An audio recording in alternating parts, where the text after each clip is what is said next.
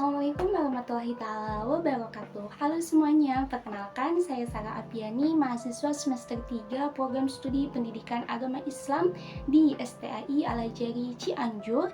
Yang saya hormati Dr. Anas Haji Rudi Ahmad Suryadi MAG selaku dosen pengampu mata kuliah Perkembangan Kurikulum Pendidikan Agama Islam. Video ini saya buat untuk memenuhi tugas mandiri saya serta berbagi pengetahuan bersama teman-teman sekalian mengenai evaluasi kurikulum, yang mana di dalamnya ini akan membahas tentang pengertian, model, implementasi, serta tugas dan fungsi kurikulum. Yuk simak sampai selesai. Sebelum mempelajari evaluasi kurikulum, teman-teman harus tahu nih apa itu evaluasi dan apa itu kurikulum. Evaluasi sendiri adalah suatu proses untuk menyediakan informasi tentang sejauh mana suatu kegiatan tertentu telah dicapai. Sedangkan kurikulum sendiri merupakan seperangkat atau suatu sistem rencana dan pengaturan mengenai bahan pembelajaran yang dapat dipedomani dalam aktivitas belajar mengajar. Jadi, apa itu evaluasi kurikulum?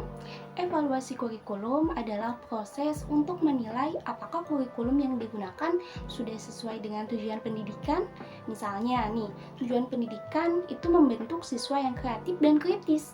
Nah, evaluasi kurikulum yang membantu melihat apakah metode dan materi pembelajaran sudah mendukung tujuan itu. Evaluasi ini penting untuk memastikan kurikulum tetap relevan dengan kebutuhan siswa dan masyarakat. Kalau ditemukan kekurangan, hasil evaluasi ini bisa jadi dasar untuk perbaikan loh. Sekarang kita bahas mengenai model-model evaluasi kurikulum. Ada beberapa yang sering digunakan loh. Yang pertama, model CIVV, konteks, input, proses, produk. Konteks ini lebih mengarah ke apakah tujuan kurikulum ini sudah sesuai kebutuhan. Sedangkan input, apakah sumber daya seperti guru dan materi cukup memadai. Sedangkan proses lebih ke bagaimana pelaksanaan kurikulum, apakah sudah efektif atau ternyata masih rumit. Yang terakhir, produk, apakah hasilnya sesuai dengan harapan atau sesuai dengan tujuan. Kalaupun tidak, maka ini perlu dievaluasi kurikulumnya. Kedua, model Taylor. Model ini fokus pada hasil. Jadi, evaluasi dilakukan dengan membandingkan tujuan awal dengan hasil belajar siswa. Yang ketiga, ada model Stay-Component. Ini menggabungkan evaluasi formatif untuk perbaikan dan sumatif untuk penilaian akhir. Sebagai contoh teman-teman, dalam model CIVV, kita bisa mengevaluasi apakah materi ajar ini sudah sesuai dengan kebutuhan siswa di era digital seperti sekarang. Kalau belum, ini jadi masukan untuk revisi evaluasi kurikulum ke depannya. Selanjutnya, bagaimana sih implementasi evaluasi kurikulum? Ternyata ada beberapa langkah yang harus diperhatikan. Yang pertama, perencanaan evaluasi.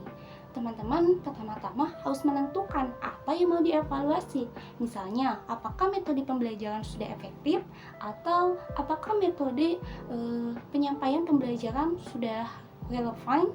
Yang kedua, pengumpulan data. Data ini bisa diambil dari hasil ujian siswa, wawancara guru, atau survei orang tua murid. Yang ketiga, analisis data. Data yang terkumpul dianalisis untuk melihat apakah yang berjalan baik dan apakah yang perlu diperbaiki atau perlu dievaluasi. Yang keempat, setelah melalui proses-proses tadi, maka akan lahir aksi, yang mana yang keempat ini tindak lanjut. Hasil evaluasi digunakan untuk memperbaiki kurikulum. Misalnya, kalau ditemukan materi yang terlalu sulit, maka pengevaluasian atau tugas teman-teman sekalian itu bisa menyederhanakan materi agar mudah dimengerti oleh anak-anak. Dengan langkah-langkah ini, evaluasi kurikulum ini membantu menciptakan pembelajaran yang lebih efektif dan relevan ke depannya. Terakhir, kita akan membahas tentang tugas dan fungsi kurikulum. Nah, ternyata kurikulum ini memiliki tugas yang pertama, memberikan panduan bagi guru dalam proses pembelajaran. Yang kedua, membantu siswa mencapai kompetensi tertentu. Yang ketiga, menjadikan alat untuk mencapai tujuan pendidikan nasional. Selanjutnya, fungsi kurikulum. Fungsi kurikulum ini terbagi menjadi 3 loh teman-teman. Yang pertama, fungsi adaptif. Kurikulum harus fleksibel dan bisa mengikuti perkembangan zaman. Yang kedua, fungsi integratif. Kurikulum harus menyatukan berbagai mata pelajaran untuk membentuk siswa yang holistik. Yang ketiga, fungsi selektif, yang mana kurikulum ini membantu memilih materi apa saja sih yang relevan. Misalnya, dalam kurikulum Merdeka, ada fungsi apa coba ayo tebak? Yaps, betul, fungsi adaptif, di mana siswa bisa memilih mata pelajaran sesuai minat dan bakat mereka sendiri. Jadi, ini menunjukkan bagaimana kurikulum ini berperan penting dalam pendidikan.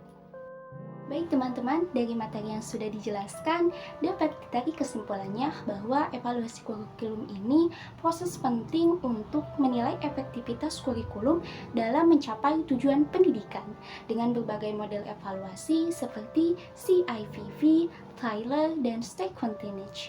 Selain itu, kurikulum ini memiliki tugas untuk memberikan panduan pembelajaran dan fungsi adaptif, integratif, serta selektif untuk mendukung siswa menghadapi tantangan masa depan. Nah, teman-teman, dengan evaluasi yang tepat, kurikulum dapat terus berkembang sesuai kebutuhan siswa, guru, dan masyarakat. Nah, itu saja mungkin teman-teman pembahasan kita tentang evaluasi kurikulum. Kalau ada pertanyaan atau pendapat, tulis di kolom komentar ya teman-teman. Jangan lupa like, komen, subscribe. Sampai jumpa di video berikutnya. Wassalamualaikum warahmatullahi wabarakatuh. Dadah.